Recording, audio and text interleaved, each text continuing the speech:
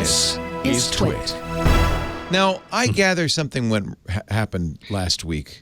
Something, yes. As we say in the Windows world. Something happened. And was it Mikah and beer? Was that the issue? No, it was he's a gluten-free we had brought guy. up Patch. Yeah, we brought up Patch Tuesday. Yes, and he didn't know what that was. He didn't know what Patch Tuesday was. Yeah.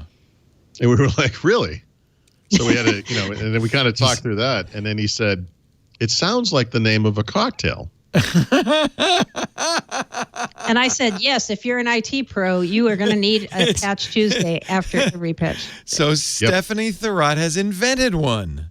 Well, we resolved that we would come up with a cocktail. I love it. And we would call it Patch Tuesday. And so I talked to my wife about this. And for whatever reason, over the past year, she's become something of a mixologist. She's been making cocktails and experimenting with cocktails and everything. And she came up with the Patch Tuesday. It's our drink of the week, and it actually sounds quite yummy.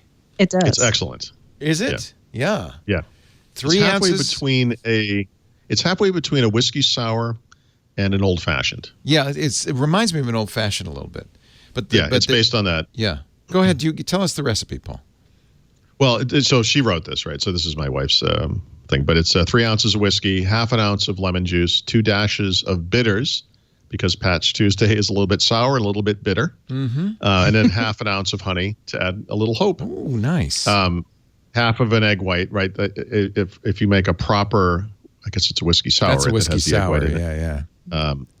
Proper whiskey sour will have the egg white, but you shake everything together with ice, serve over ice.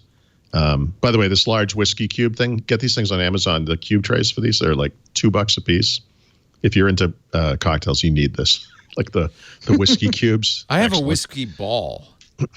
No, cubes are better. Cubes are better because this is round. Yeah, because it doesn't dissolve as fast. No, it's because they're easier to make. Because when you make the round ones, you got to work at it. Like I have it's just a bigger ball maker. It's just a bigger tray.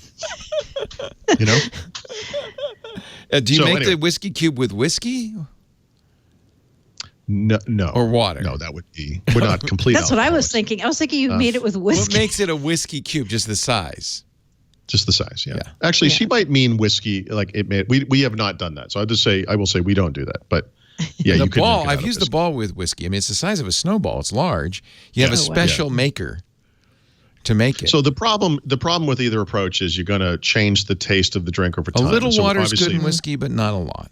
Right. Yeah, but this is a cocktail, right? And so honestly, maybe I just drink it fast enough. I don't really have a problem here, but I would drink this. This sounds really good, especially sounds good, right? The cherry thing. We know these people locally that make alcohol of all kinds. They make everything from the craziest internal destroying, just hard alcohol to vodkas and rums and gins and everything.